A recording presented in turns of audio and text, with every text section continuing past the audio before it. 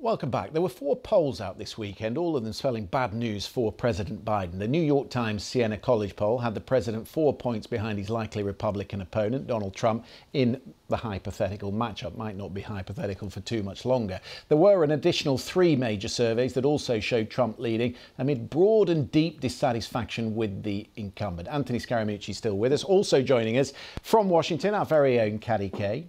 Nice to see you. I think you both know each other very well, so this should go. Hi, Katty. This should go swimmingly.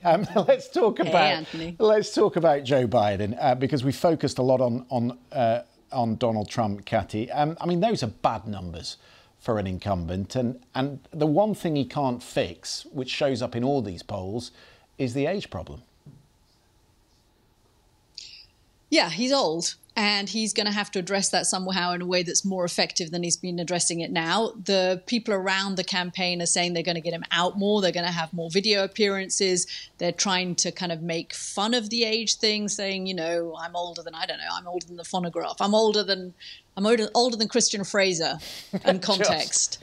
And maybe that will help. You know, maybe that's going to do somewhere. But I think the truth is Joe Biden is old. And now what they're trying to do is get surrogates out there saying, yeah, he's old, but the other guy is crazy. And that's your choice. And the White House and the Biden campaign say that they are excited about this day because finally they feel this is it. This is the contest, mano a mano. It's Biden against Trump. And this is their chance to show that voters really want Donald Trump in the White House again for 4 more years. And they'll point to character flaws. You've got them going out with videos. You look at their Twitter feed, if anyone still looks at Twitter or X, whatever it is anymore, the Biden-Harris campaign's X feed is all about gaffes that Donald Trump has made, things that they think Donald Trump has said that will put off suburban women voters. They're going hard against Donald Trump, having resisted doing so in the early months of the campaign. They are now firmly taking on Donald Trump, and they think that's going to work to their benefit and perhaps mitigate some of that dismay that voters feel about his age. All sorts of comment pieces on the left from Democrat writers about whether he's the right candidate, whether he should stand aside. I know there was one that you did retweet, if that's what we call it, from Ezra Klein, who is listened to by people within the Democratic caucus, and he just thinks it's time for Joe Biden to call it a day. Yeah, Ezra Klein, Maureen Dowd, Nate Silver, a whole bunch of top commentators who have come out and said that Joe Biden shouldn't be running for a second time. I mean, the problem is, who else is it going to be? I mean, in a way, that ship has sailed. Look at Nikki Haley. I mean, I don't know if Anthony agrees with this, but look at Nikki Haley. She's a much better candidate now after several months of primaries. She's kind of, you know, toned her political muscles, if you like, her campaigning muscles. If Joe Biden was suddenly to turn around on Thursday night at the State of the Union and say, actually, you know what, I'm not running, it's a little late for all of the other Democrats to now get into the ring and tussle it out amongst each other and become supreme political athletes. I mean, maybe they could just do it, but there's a reason you have these primary campaigns. They make candidates better. They've made Nikki Haley a stronger Republican candidate. And I think without that, you know, it's a bit late for Democrats to be saying, we wish this wasn't so. And anyway, Joe Biden's not going anywhere. It would take his wife to say you have to not run. And Jill Biden, from everything I hear, is fully committed to this second term. So, Anthony, there's no smoke-filled room. There's no, I don't know, convention that you can see on the horizon where the activists and the donors might get together and say, look, there must be a non-8-year-old, non-incumbent governor who could do this in his place. Well, I think that's happened. I think there have been smoke-filled rooms, and I think people have talked to the administration about that idea, and I think they've been stiff-armed on that idea. And I think you've got a 5% probability that he drops out. But just to apply historical context, March is a good time for that. Lyndon Johnson dropped out in March of 1968. But remember, what Katty is saying is so true. You had 3 or 4 candidates already in the 68 race, and they were running against Lyndon Johnson, and they were challenging the incumbent. That's not the case here.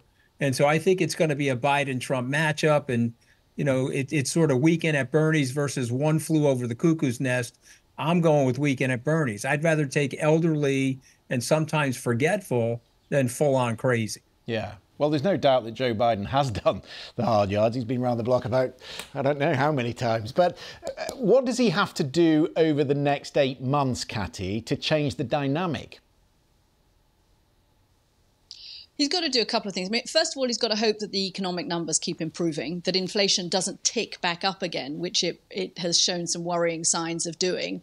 He would love for the Federal Reserve to bring down interest rates. That would make people feel a little bit better about the economy. And then he has to draw very clear distinctions between him and Donald Trump. He's going to try and go Donald Trump. I mean, I think that's that's what we sort of hear from the White House team.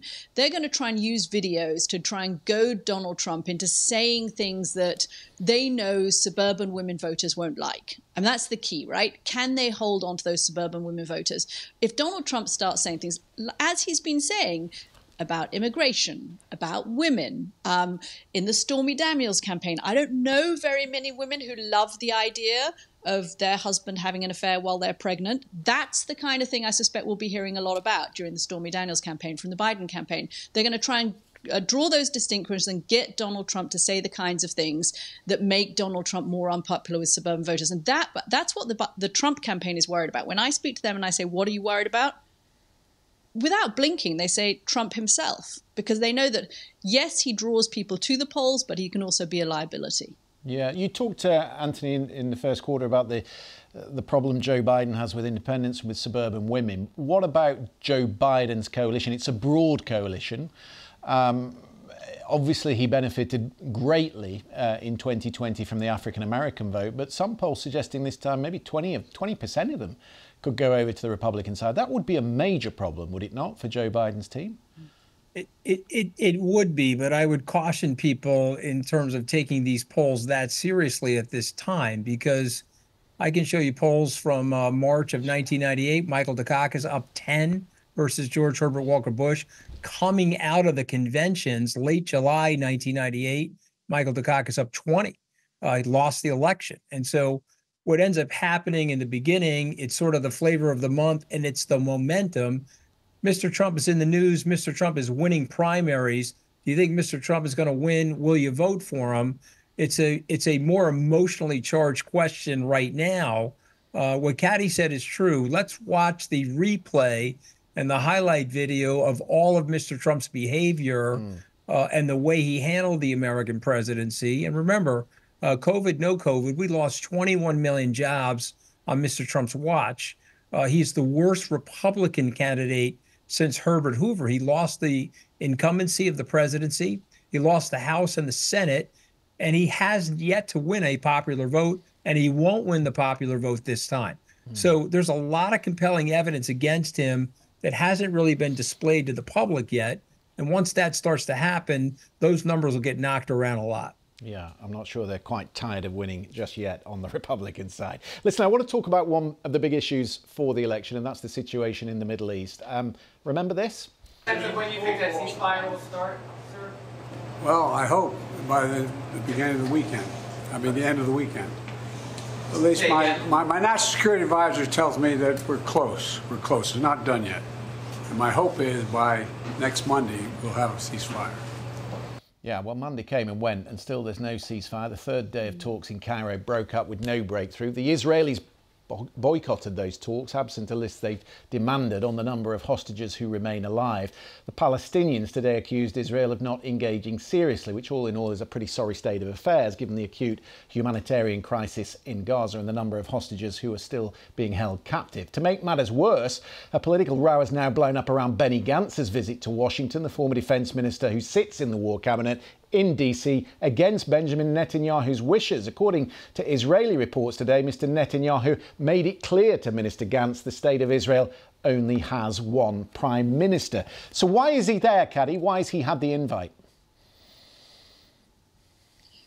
Because the White House is getting increasingly frustrated in private and in public with Benjamin Netanyahu. They feel they have been rebuffed in their attempts to get more food aid into Gaza, in their attempts to get him to rain down the settlers on the West Bank. I mean, in their attempts to get him to commit to a two-state solution, at time and time again, Benjamin Netanyahu has rebuffed the White House's efforts. And so they're going to try and talk to somebody else, even if that means annoying Bibi. It's why I think there's a timing issue here, that it's not, unrelated. The breakdown of the talks in Egypt are perhaps why we've had today Joe Biden using the word ceasefire, and yesterday Kamala Harris, the vice president, talking about the need for a ceasefire. There's a domestic political issue. You know this. We've reported this, Christian.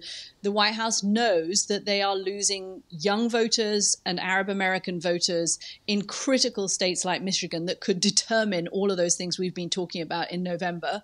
And they need to try and make sure they get their own political supporters back. That and genuine frustration. There's not a lot of love lost between Joe Biden and Benjamin Netanyahu in the first place, but they are very frustrated with the way that the Israeli government, the Israeli prime minister, is handling the situation in Gaza and the inability to get food aid in there and control the food aid convoys once they get in there. OK, listen, I'm up against the break. I'll maybe get Anthony's thoughts on that the other side of the break. Katty's got to go. She's got engagement. She's busy. But Anthony has very kindly agreed to stay with me. So we'll talk plenty more with Anthony the other side of the break. Thanks for being with us, Katty.